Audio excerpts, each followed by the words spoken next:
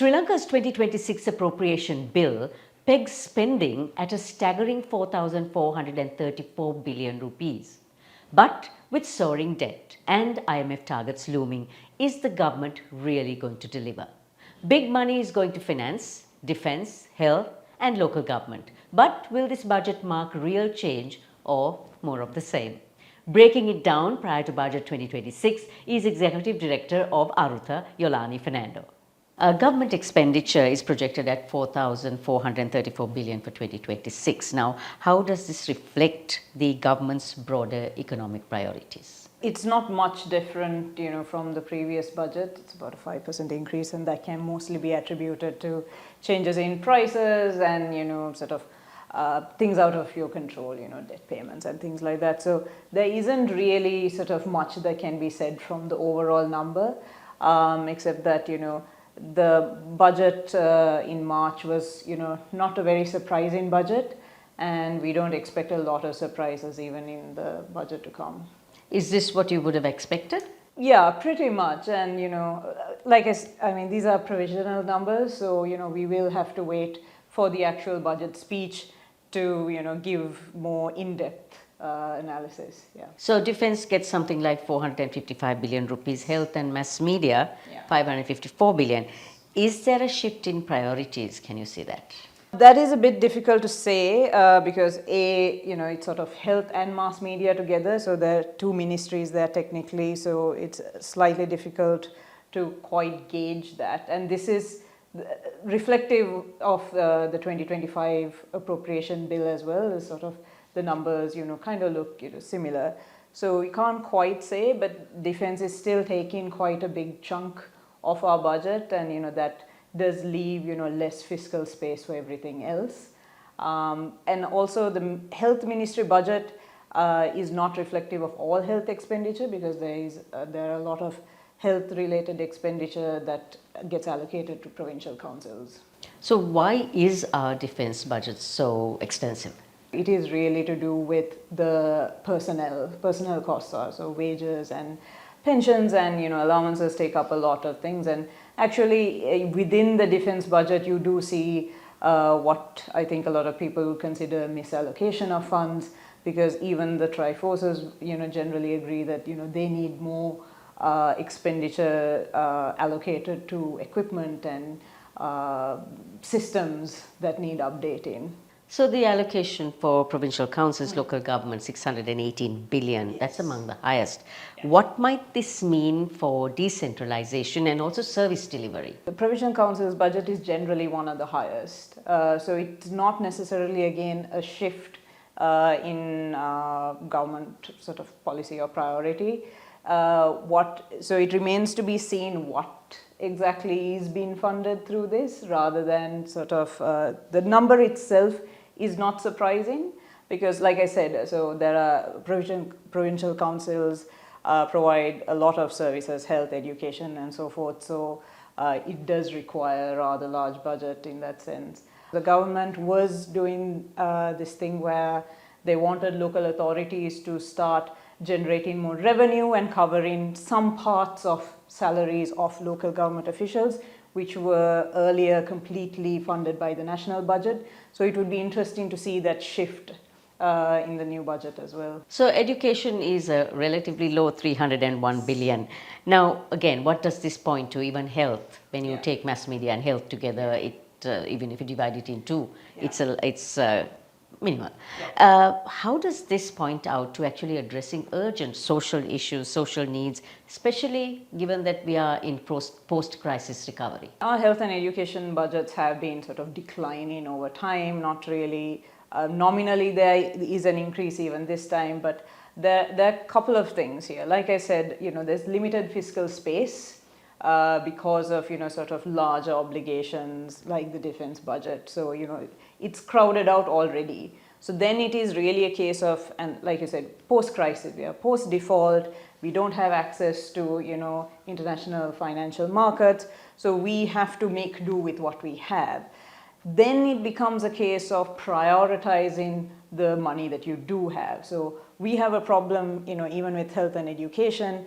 We tend to, prioritize hard infrastructure, so physical infrastructure, even within those allocations. And, there does need to be a shift in prioritization to what would be sort of soft infrastructure, so human capital and so forth. So we do have quite a large debt burden. We have IMF commitments. How much fiscal space does the government really have to meet these expectation targets? The IMF primary balance objective is 2.3% of GDP this year.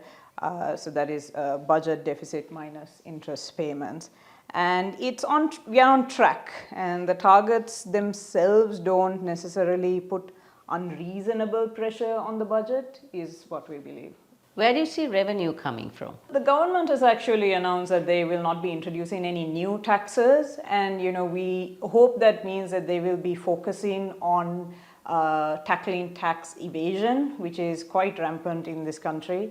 That is both in terms of sort of income tax and even with things like VAT. So broadening the tax base, and that is a far more difficult thing. It is very easy to increase tax rates to meet revenue targets, and it was a necessary adjustment in the post-crisis period, but now we have to really get into the hard work of fixing our tax administration.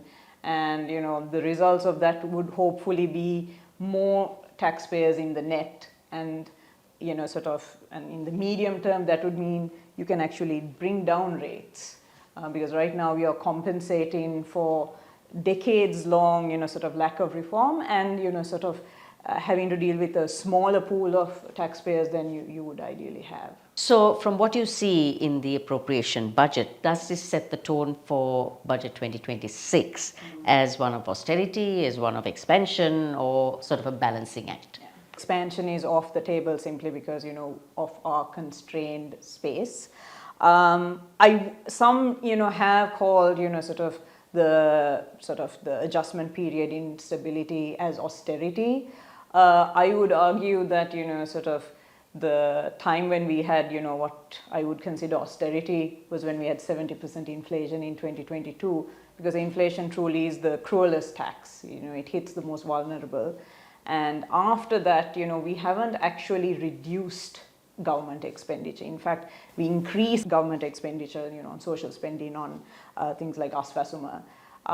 People do consider the cut of subsidies and things as a form of austerity. I would argue that subsidies are poorly targeted welfare at best, and that cutting things like that allow us to spend more on aswasuma, on targeted social spending. It doesn't matter which government is in power.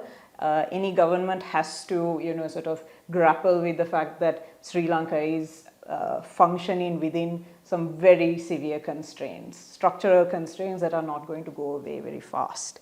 We are in an era of domestic constraints, economic uncertainties, global and local.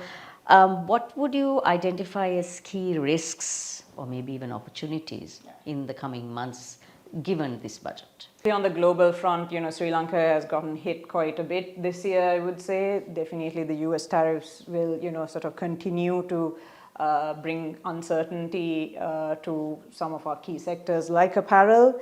The deep sea port in Kerala, in Trivandrum in Kerala, is definitely a competitor in terms of transshipment for Sri Lanka. We are cut out of international financial markets, so we do have that constraint, going forward.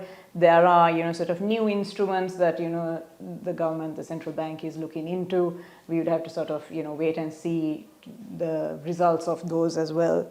In terms of domestic constraints, I would say that, tax reforms are going to, continue causing certain disruptions, and definitely the tax administration should, try as much as possible to soften the blow of certain, tax reforms, just like the SVAT removal.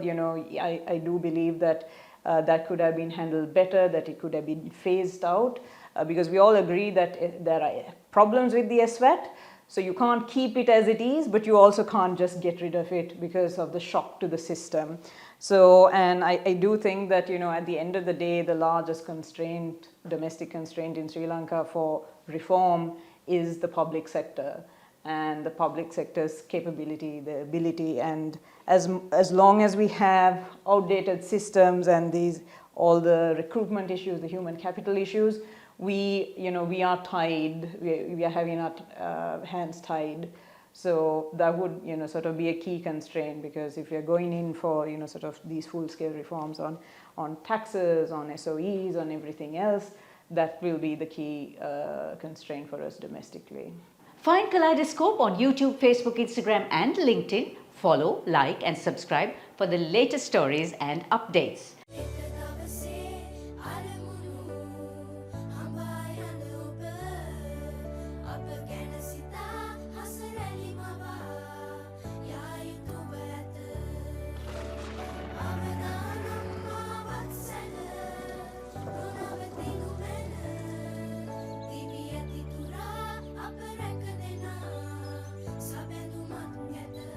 You focus on your goals. We will take care of the risks. Sri Lanka Life.